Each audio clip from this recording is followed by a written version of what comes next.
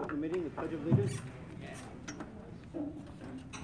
I pledge allegiance to the flag of the United States of America and to the republic for which it stands, one nation, under God, indivisible, with liberty and justice for all. I'd like the minutes to reflect to be held in executive session prior to the meeting for personnel issues. Any comments on agenda items? Yes, Joe. Under new business item number 7, we want to borrow an awful lot of money. A month and a half ago, I was voting in the Browns committee meeting where, because I didn't have a bid on paving, I found out that was unacceptable because it was not a prevailing rate union paid job, whatever. Also at that meeting is when I learned about the situation in certain roofs. The best in my memory was less than $1 million, but I believe it was close. Now the school board is asking for a little over $7 million. What happened in the last month? I'm concerned because when I was reading on the internet today, you know, I didn't see what rate this bond is going to be paid back out, or I missed it. I didn't see where and how it will affect my millage rate, but I didn't see it listed in there. The biggest thing I want to know is, why was there not a list of improvements that the board wants? Can't that be whittled down some? We're sitting on an account with over $3 million in it from the gas lease. We could probably pay for a few of these things and not have to borrow more money and raise the taxes.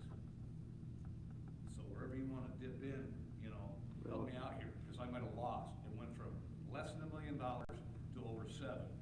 Well, that's the memory an error on the first part. The roofing themselves are over for about $3 million. Just for That wasn't the, I could be wrong, but that was not the, well, yeah, you what could I be. heard that we have missed it. You could Unless be. you're including all of them now, because some of them were going to be moved back, as I recall. Well, if we're gonna, I think when we looked at it at that meeting that you're thinking of, it was separate, we had them as individual projects. And at the time, we were listing them as to what we were gonna do first, what was of utmost importance and along the way. Right. The total for the project was still $3 million. It's just, we weren't sure that we were gonna be able to do it all at once. We didn't know the structure because we didn't know about the money. So the whole total project was $3 million even at that point. That's with all of them, All of them. yes. not the most critical.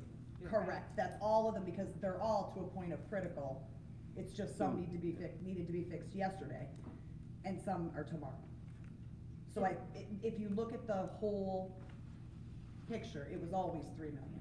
We had it broken down at that meeting into individual projects. Maybe that's where the confusion lies. But I'm not completely crazy. When you started looking at the financing it, when they found out what the rates were right now to actually borrow money, those numbers aren't going to go down much anymore. They're only gonna go up. So that's when, at that time when they That's started. not true. Not after what's transpired the last 2 weeks. You don't know that. The rate you're talking about is from about 6 weeks ago. Well, what, Probably down now from back then. but we didn't actually sign papers on it yet. I understand that. But I mean, yeah, but you're at like 2%. So, I mean, Out there. yeah, so once you start looking at that, when you're looking at like a 2% rate, I don't have it off the top of my head, but whatever it was, versus what it would have been like 4 years ago, we don't know what it would be 4 years from now. When the rates are that low, okay, well, it doesn't necessarily make sense to take a bond this year and take another bond next year. So that's what started this compilation of what projects should we just do all at once? Because there isn't necessarily, by doing a bond, it's actually hoping to not raise taxes. And there is the list that you're talking about. That list was at our last building and grounds, which was one after you were there. There has been a list compiled of all the things we want to have done, and we did Or talk need to have about. done. Or need to have done. Yes. And we talked about the necessity of them all, and because they all are things that have been many years coming, that we feel this is the best way to get it all done. And amongst those are funds to do conversion in two of the buildings that I see in the administration building, for instance, for natural gas, which would save us money. but it costs to convert, Could save you money. like we will. So if we take a step back, so Joe, you brought up a couple of things. In the bond book, I think it listed out as a $7 million bond. We're actually currently gonna vote tonight, I believe, on a $5 million bond. The reason why it's at 7, from a finance perspective, is when they float this bond, it has to actually be listed higher to be able to accommodate what years those bonds actually come out in. So, that story hasn't changed from 2 weeks ago when we met. Then in terms of the gas lease funding, that's part of our general fund balance in total, which school board associations generally suggest we run about 10% of our ongoing budget, which for us is somewhere in about the $4.5 million range, and we're in total about $3.5 million. The reason why we don't want to run lower than that is because then we need to borrow forward to meet payroll at different parts throughout the year, because our revenue doesn't come in flat. Our revenue comes in spikes because of when taxes are due. So in general, if we run that down, we're gonna end up with additional borrowing costs. The other thing of why we would go for one bite at the apple for a bond versus multiples there are fixed costs that are associated with a bond issuance that are regardless of the size. And so if we do a $2 million bond for the first 2 roofs, and then we go and do that again later, we're going to pick up approximately additional $100,000 in costs for each of those additional bonds that we go out and float. So we really have an opportunity now to get the total amount, and then ultimately, if we don't need those funds, they can be prepaid back. And so there's basically a 5-year call on this bond, where if the rest of our budget is low enough and we feel like we don't need to hold those bonds to the full 20-year maturity, they can be prepaid without penalty. And so After 5 years. The way that the Finance Committee has spoken about this is the ongoing budget that we have is financed by obviously tax dollars and state revenue. The goal is that we are able to finance those capital projects that will either come out of the general fund or a new bond issuance. So if in fact we don't issue this bond, it will cause additional tax increases by nature, because those roofs will fail, and that will need to come from the general tax revenue versus this bond issuance. And then as we think about what's happened over the past 2 weeks, bond rates have collapsed. For those of you who follow the financial markets other than the last 3 days, bonds are nearing and at historic lows. That could change by the time we actually fix this, but we're somewhere in that 2.5% range based on the last time we reviewed this. And I think the mortgage-backed security rates are probably at parity or a little bit lower than that was at that time. So that's where the board has taken this, of looking at the bond issuance. We originally started talking about just doing a $3 million bond, which would be just covering the roofs themselves. But we've since discussed raising that to cover some of these additional projects that we know are going to come over this 3-year time horizon. And we figured it was prudent to do it now versus having to go out and pick up another $90,000 fixed cost on a bond issuance, when we can do it in one shot. And rates could be higher then. Rates could be higher. They could be I higher mean, or they're lower. historically low now. We And know I that. appreciate that, okay? I appreciate that. And Joe. What I hate having happen, is it has happened a lot of times, is they will do this, put us in a little debt, the millage is gonna go up, and it won't come down. You pay the bond off a little bit, the taxpayer's still gonna suffer every year that bill comes in the mail in the fall. If we don't You know, issue as this far bond, as your fund balance Joe, it goes. will get worse if we don't issue this bond. So if you are concerned about us holding on to taxes, which I am, by not issuing this bond, it will put additional pressure on the board to raise taxes. So we're trying to do exactly what you're asking us to do, which is not raise taxes. Where you're at now, how does that influence the tax rate that I'll see this fall? The Tell next me 3 it years, won't go up by borrowing this money? Joe, but year 2020, 2021, and 2022, our bond payments are about $3.5 million each. Okay, In 2023, it drops to $1.4 million. It'd probably be about $1.5 million. I read that, Phil. And then after that, it drops down to under $200,000 a year. I read that. So if we can get through those next 3 years without having all these capital projects that will present themselves as having to be done, and putting pressure on a general fund, if we can use the bond issue for that and take them out of the general budget, that will reduce the pressure on us to raise taxes. We're always going to have pressure on them to raise taxes because of salaries, health care, and pension. I'm well aware of that. So if we can take these things out, that will reduce the pressure on this board to raise taxes. And that's what we're trying to do. I think something else worth mentioning is that account that you're talking about had over $9 million in it just a few years ago. It's And never we, had that much. Sure well, has. yes, it has. Sure has. And we have been Well, I taking, missed it. that is why, like, when you've seen tax increases of 1 mil or 2 mils, when districts around us are raising them 4 and 5 or going over the index, it's because we were trying to pull from that account to the best of our ability, but we can't draw it down any further, it's not economically sound to do so. You need I cash flow to appreciate what operate. you're saying on that account. However, before you had a gas lease account, the fund balance that John was talking about is the same type of percentages they were talking about back then. All right, so we have a general fund with somewhat of a fund balance. As far as I'm concerned, you're looking at a different balance. This is all the that you same wanna balance. Call the fund balance. I don't like. The personally, the gas that's not money's the way to do it. in the fund balance. It's Excuse always. me? The gas money is part and parcel of the fund balance. It's in it. The account labeled as gas money now is basically all that's left of the fund balance. The total fund balance is 3.5, it was. That's right. It That was includes the gas 9 money. It was like 8.9 or 9.1, I I don't can't remember remember. when it was that high, but I'm not gonna argue. It for sure was, because I think it was been, when It's did been we while I was on sign the the board. contract, Craig? It was the year that we signed the contract, it was 8.9 or 9 million. So whatever that was, 3 years ago, 4 years ago, that's when the account was at that level. And so that's been coming down rapidly, which we're very concerned about. And that was one of the big reasons why we ended up having to consolidate schools, was to cut expenses in a big way to have that not continue to decline the way it had in the past. Well, I still think you need to tap into it a little bit and cut this seven, for 5, whatever you're talking about, borrow it down. Or eliminate some of these projects you're talking about. But like I say, I haven't seen what they were. At that meeting, there were some roofs that didn't need to be fixed immediately. Maybe they can last another 4 or 5 years, do another bond then, that's what I'm thinking, but. But there's a cost They're of just another my $100,000 or so to do another bond in a couple of years. So like you could do it all now and just have the money waiting to be used for that, or there's an additional cost. Somebody correct me if I'm wrong about that, No, but you're there's an correct. additional cost every time we take out a new bond. So if we can take fewer bonds that stretch over greater amounts of time, we're saving money in that respect as well.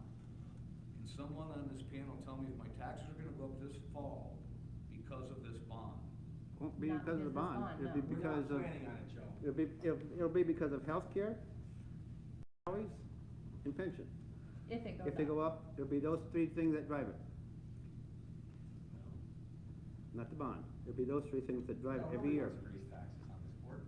We're all trying to do the right thing. We don't want to raise I taxes. understand you're trying. Okay. Appreciate It's your. not always happening. Okay, thank you. Thank you. Any other comments, questions on agenda items? Okay, seeing none. Enrollments are in your packet for your review. Item 5, approval of minutes, 1 and 2. Motion approved. Second. Discussion? Roll call. Mrs. Arnold? Yes. Mrs. Bennett? Yes. Mrs. Gregory? Yes. Mr. Perry? Yes. Dr. Favola? Yes. Mr. Swilly? Yes. Mr. Burke? Yes. Mr. Widener? Yes. Mr. Farr? Yes. My brother. Superintendent's report? Okay.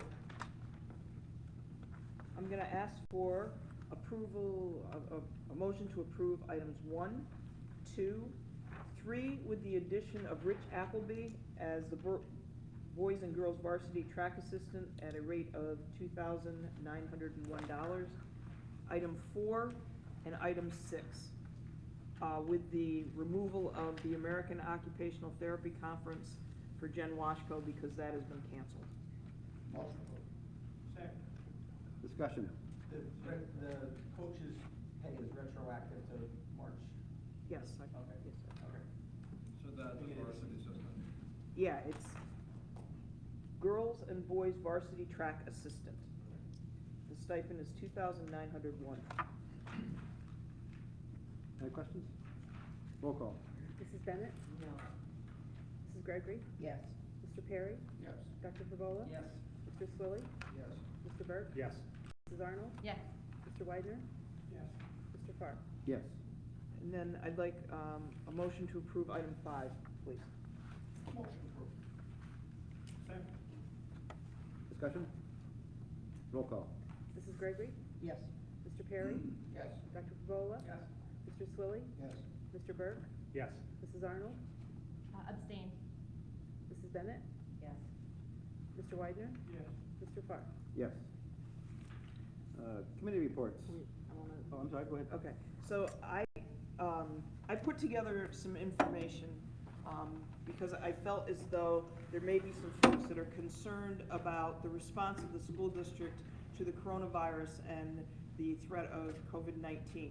And so I thought it was important, first of all, for the board and for this community to understand that we have been planning for this for quite some time, and I want to be specific with you about the things that we have done and the things that we are doing. The other thing I want to be specific about is I know that there are a lot of rumors out there that school will be closed as of tomorrow. I have not made that announcement. This board has not asked me to make that announcement. Those are simply rumors. Now, should the state come out and tell me to do something similar tomorrow, then that is what I would do. But as of right now, as far as there is school tomorrow, as far as I know, and there is school Monday, as far as I know. So I just want to be clear on that. There's a lot of rumors. I went to Dunkin' Donuts, for goodness sake, and heard people talking about this. So, I'm not sure where that's coming from, but it is simply not accurate. I'm sorry, what? You don't have to go to Dunkin' Donuts just because the sidewalk.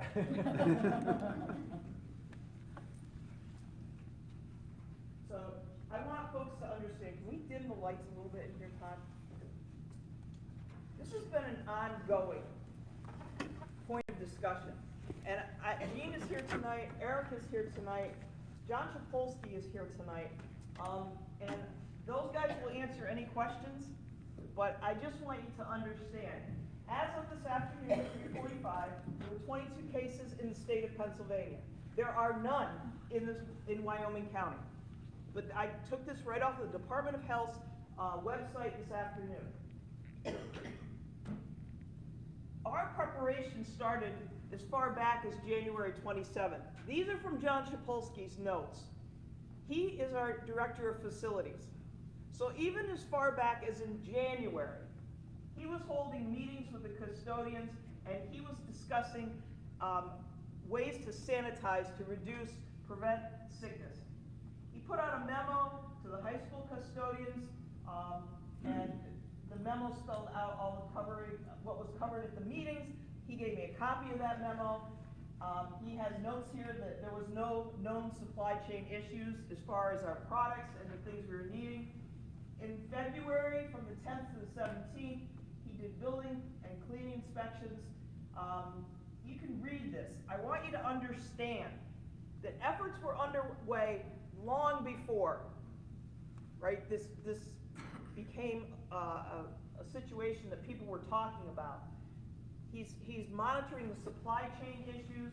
Full sand is the product we use to sanitize, okay? So that's what that refers to.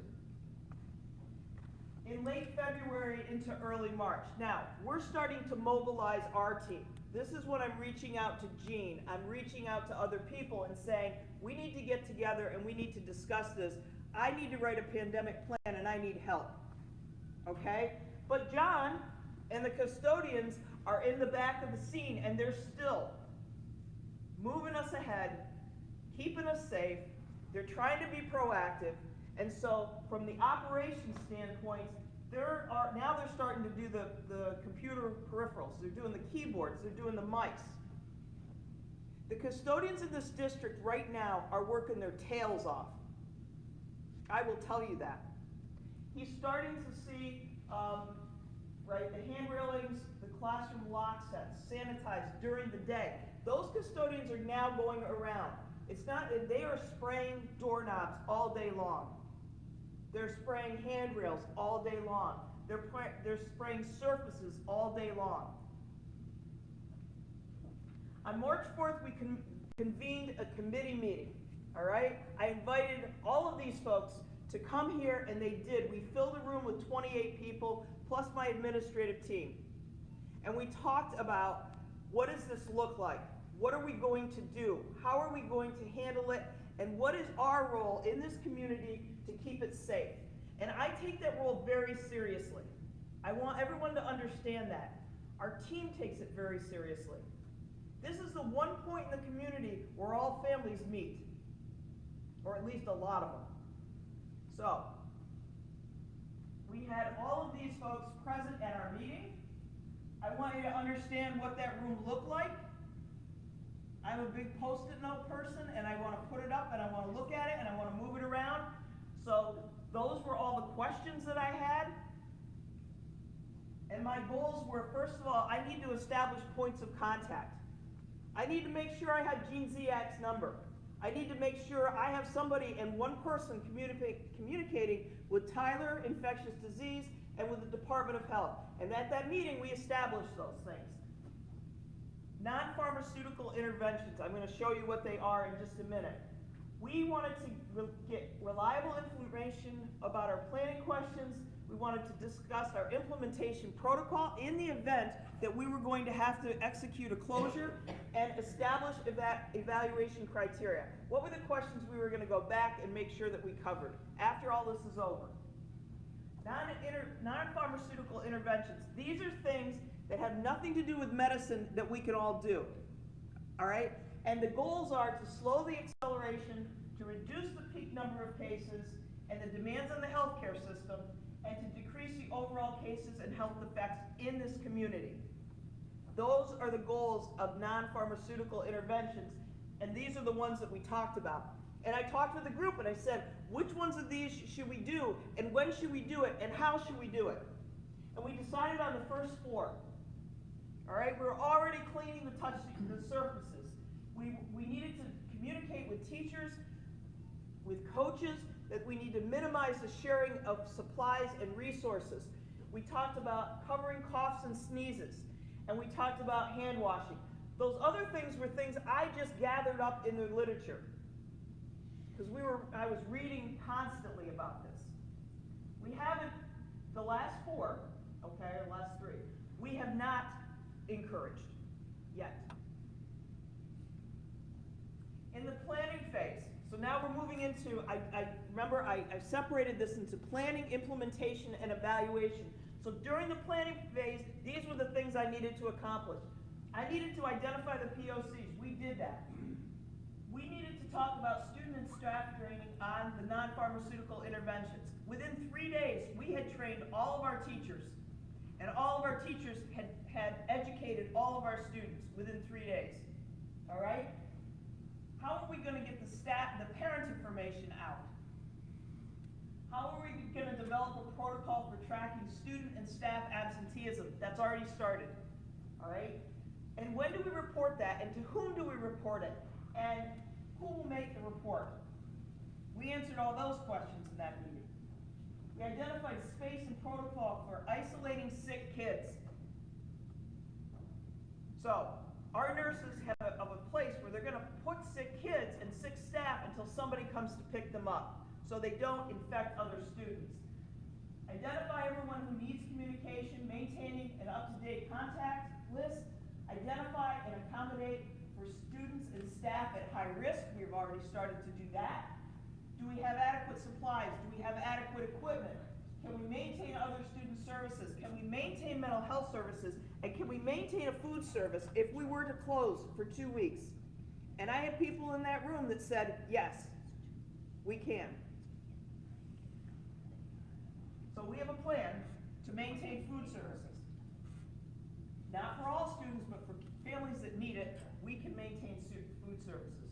Identify critical job functions and positions. If we have to close, what are the critical things that have to happen in this building and continue to happen? And who's going to do those things? And we also had to plan for an alternative method of instruction.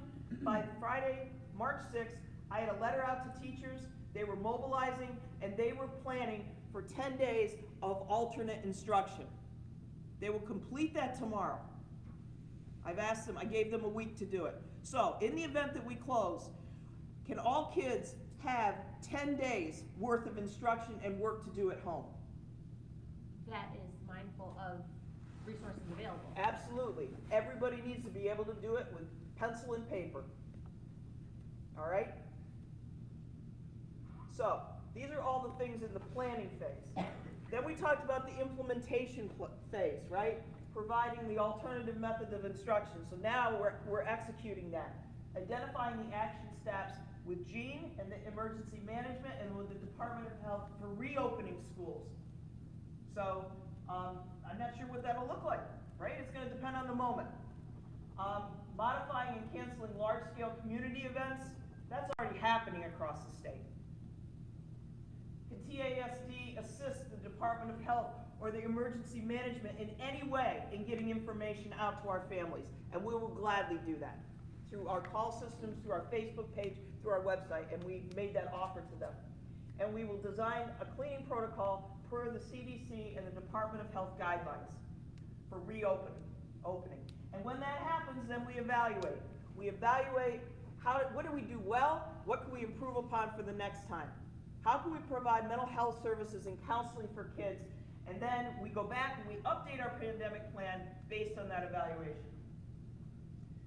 We talked about staff and student attendance. There will be no perfect attendance awards. I don't want kids in school. I don't want adults in school if they're sick. All right? So you de-incentivize that. We need to encourage people to stay home. We need to encourage people not to return to work until they're 24 hours free of fever with no medication, no Tylenol, no Advil, no nothing. And we need to modify our student and our staff attendance policies so nobody's getting penalized for getting sick and keeping the rest of us well. On March 4th, the same day of that meeting, John Shapolsky's out there. He's ordering more stuff.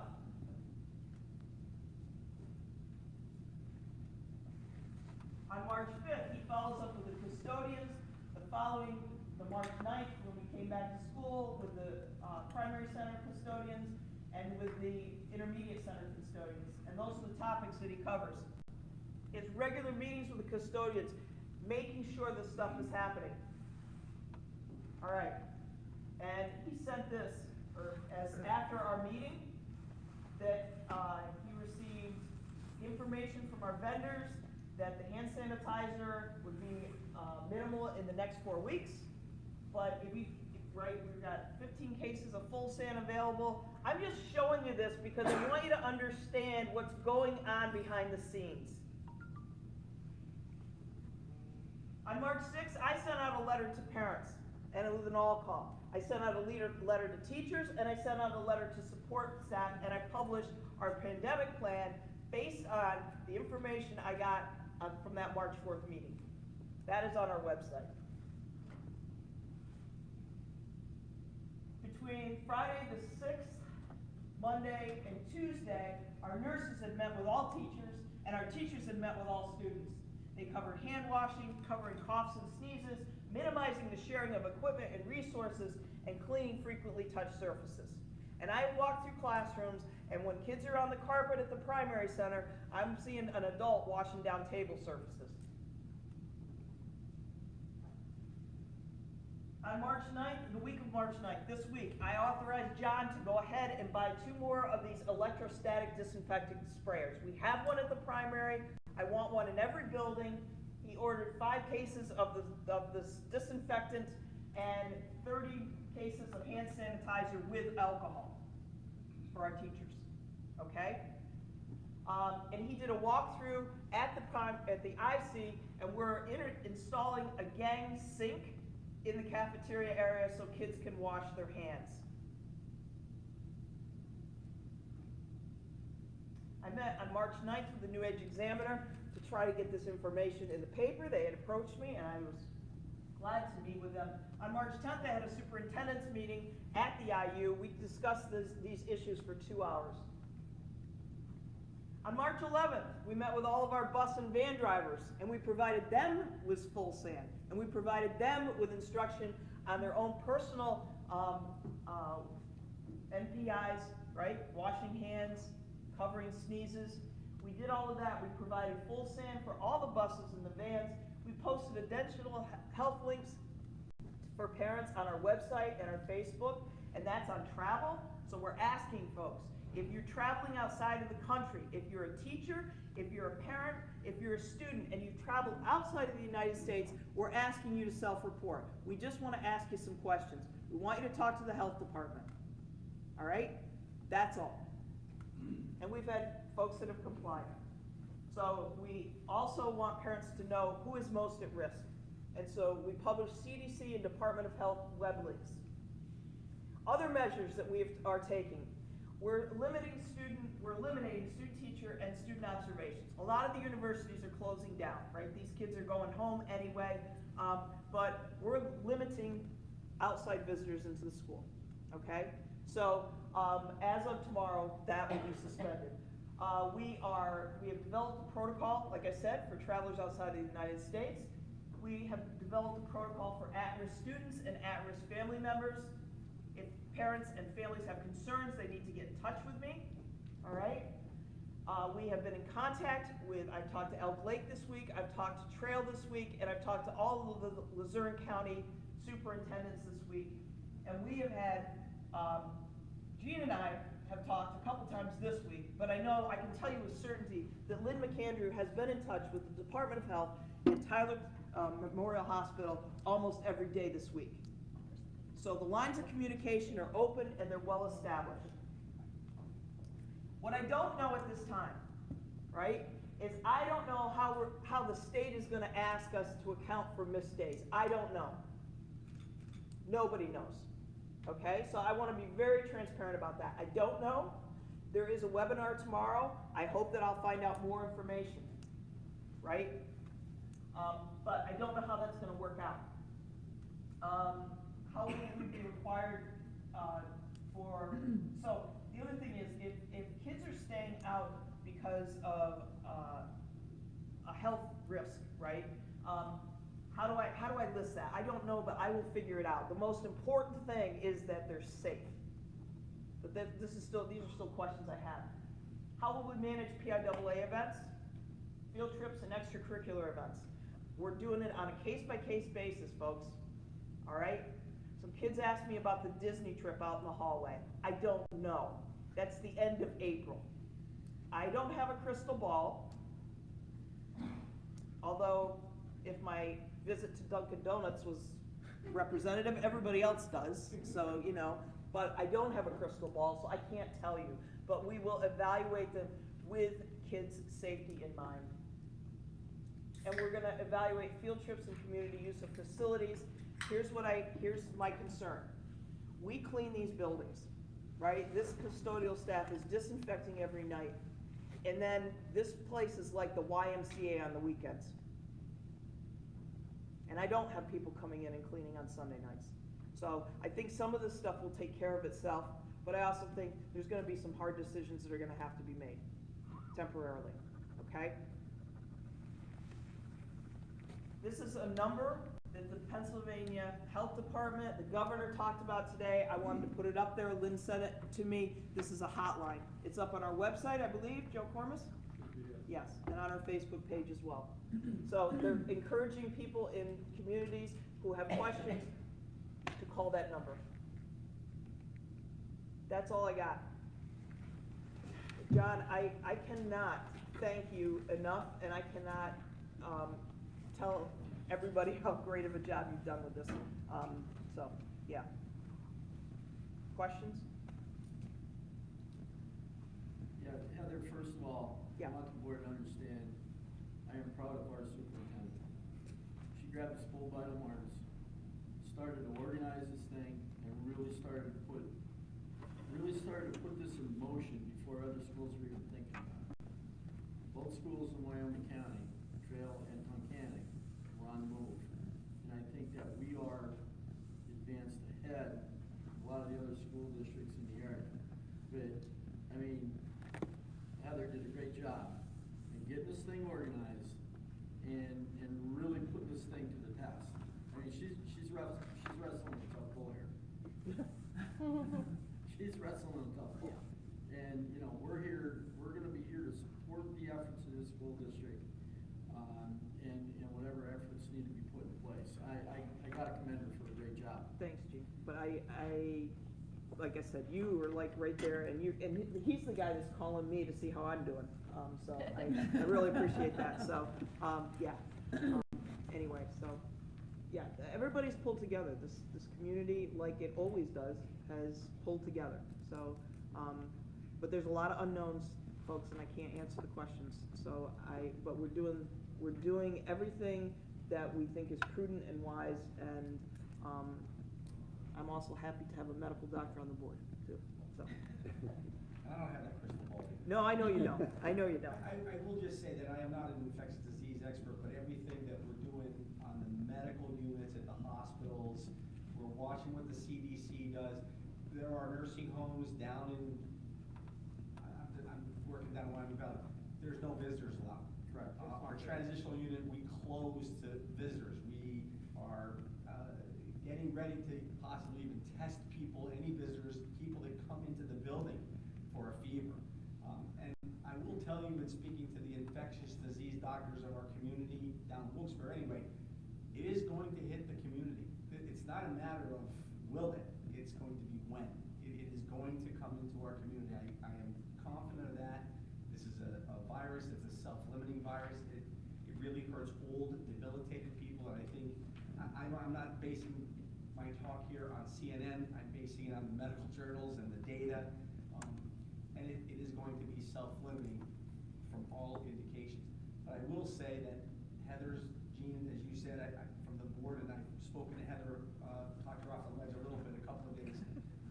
We're doing everything we can, and we are going to have to make, as Heather said, some really tough decisions. We're going to upset some people because a social event may be halted. And I will tell you that everybody's doing that. I mean, there are tough decisions. I mean, a lot of big athletic, academic venues, they're canceled, and you know, we're still doing what we have to do here, but it's changing within every hour. There's something new. Every hour. This changed 4 times today. Right. Report from the Department of Health. Yeah. And so we'll see what happens with it. Wash your hands. There's a lot of people on. So like, I would say like a couple reminders for anybody that's watching is if it doesn't come from a direct school district administrative source, then it is not necessarily true. So watch for the updates to come from the district, and also reinforce all those NPIs with your kids at home. Because we can do everything in the school, but if they go to church, or they go to the daycare center, or they go wherever else, and they're passing along to all of their other friends, everything we're doing at the school is moot for your family. So, you know, the kids are being instructed on how to wash hands. Like my 7th grader came home and said he never knew that he was supposed to take his fingernails and swirl them around his palm, and that was like what he learned in school that day. So ask your kids what they learned about how to take care of themselves with this stuff, because they know, and maybe they can teach you. So if you have questions, right, and you're wondering about something, or you heard something, my number is 836-3111. My extension is 1000. It's real easy to remember.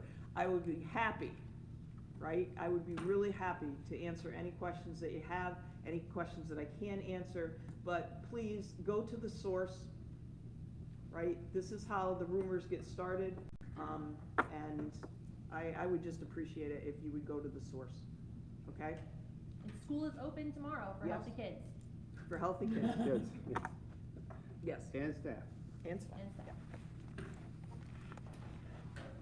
Okay, thank you. That's all I have. Excellent. That was enough. Yes, it was. Yeah. Committee reports.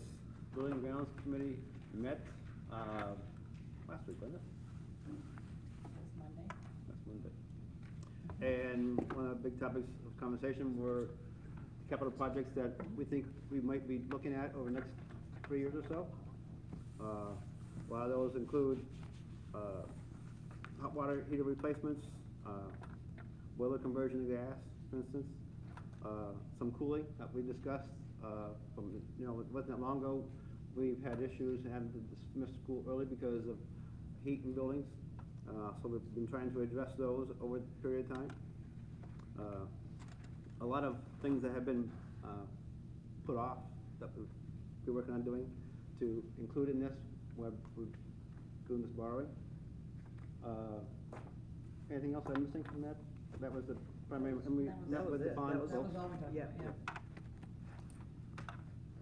Okay, and extracurricular met tonight, correct? Do you have anything? No, that was a specific issue, it wasn't. Nothing general? No, it was Okay.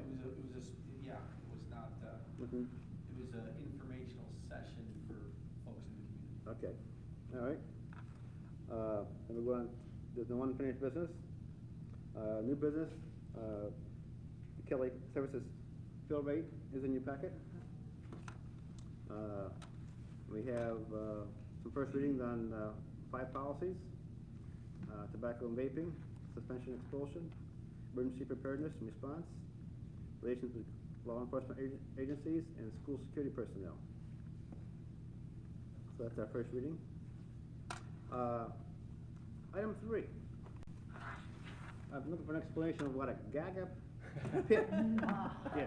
Mr. Farrar, I'll help you out there a second. You have the Good evening. definition? I am very pleased, on behalf of myself and Mr. Sapolsky and Principal Noble, to introduce Eagle Scout candidate Zachary Zelna. Zach is a 10th grader at the high school. He's currently a Life Scout. He's with Troop 518 here in Tunkhannock. And he has proposed to build a Gaga pit. Gaga, okay. A Gaga pit at the Intermediate Center Playground. Apparently this is a pretty popular new fad for playgrounds and that sort of thing. So thank you, Zach, for bringing that to this our campus, really. And with that introduction, I'm going to hand it over to Zach. All right, thank you.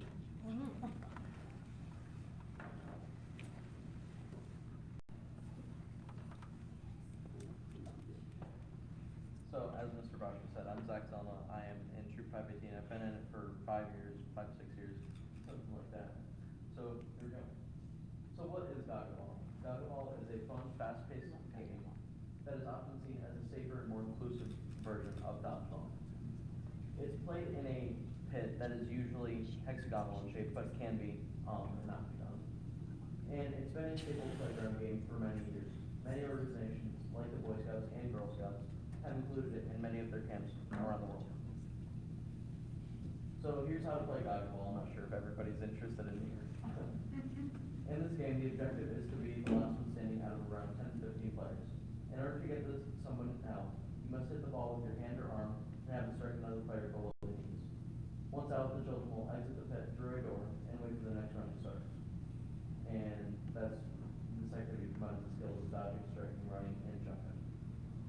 So here are the rules of Gaga Ball. I just kind of copy and paste them on the left, but on the right is what it would look like, because I would put a instructional paper on the side of the pit, so the kids won't be asking all the teachers, how do I play this? What am I doing? What is this pit?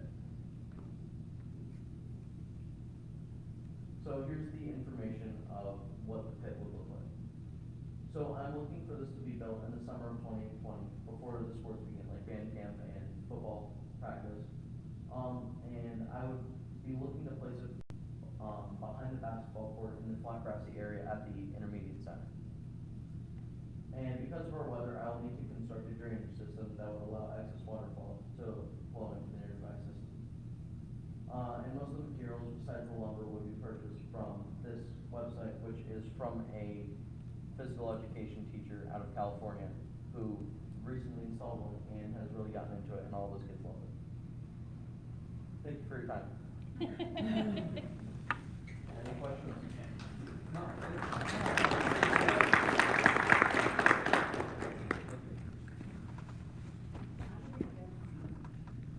I'll jump right in on this one because John and I are both Cub Scout leaders and we have Boy Scouts and we've been to the Boy Scout camps and we have played Gaga Ball and the kids are gonna love this.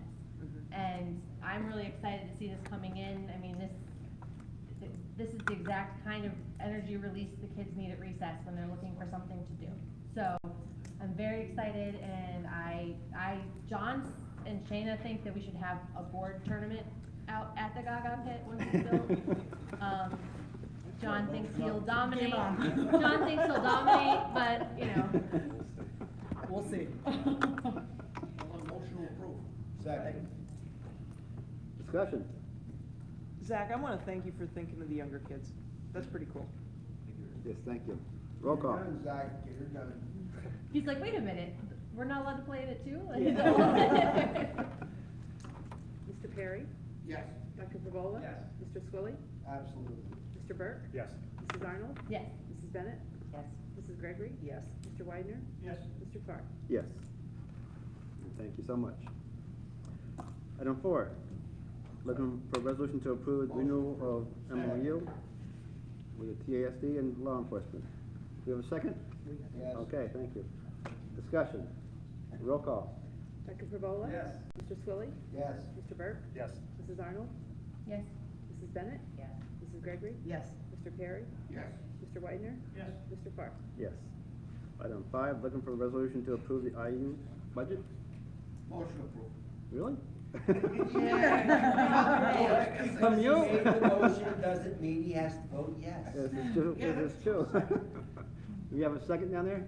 Okay, Mr. Wagner, second. Discussion. Nothing, Rob? Roll call. Mr. Swilly? No. Mr. Burke? Yes. Mrs. Arnold? Yes. Mrs. Bennett? Yes. Mrs. Gregory? Yes. Mr. Perry? Yeah, why not? Dr. Favola? Yes. Mr. Widener? Yes. Mr. Farr? Yes.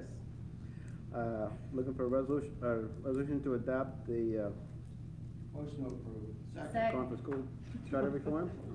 Discussion. Roll call.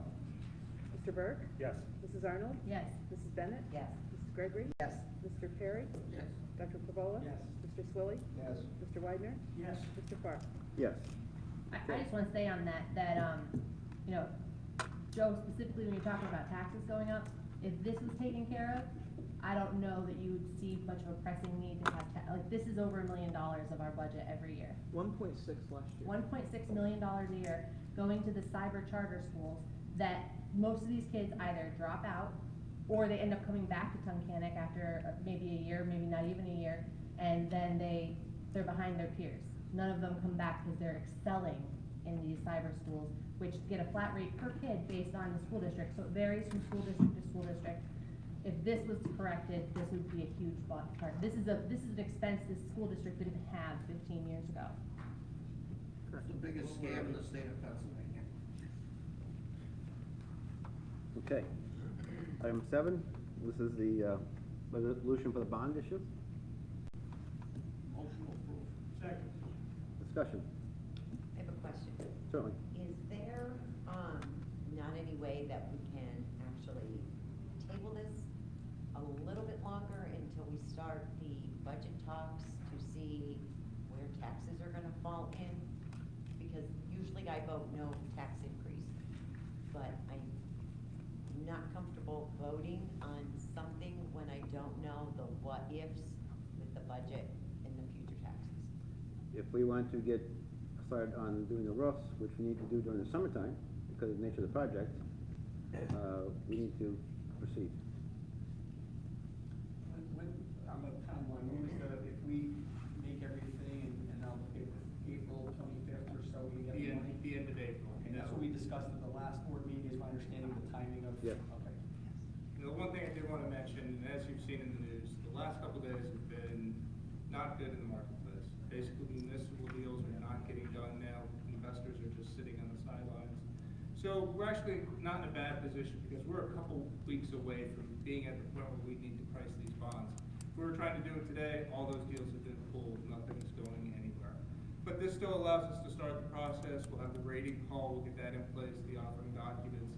So if things settle down, we can keep right on track. And if things still get delayed, we'll be in touch, let you know how things are going. So hopefully things will calm down over the next couple of weeks. And we won't know the actual rate until we go to the market. Until we price, and we have a couple of weeks to get there. And that's why the rate that's listed in the resolution, as we talked about, is higher than we know it's gonna be, because we know we don't wanna go back through the state process and pay those fees again, so. If you make a mistake there, you have to go through the whole process, the You have to PD, advertise go to again, all the advertising, all the filing expense, fees, you yes. double your expense. So that's why, the items are higher than what actually will be used. And that's the same reason, as we talked about, the $7 million is in there, even though it's set up to borrow 5 for capital projects and pay the costs. Every year, the state approves every year of your debt service. So if we miss that a little bit because we didn't leave enough room, we have to do it all over again.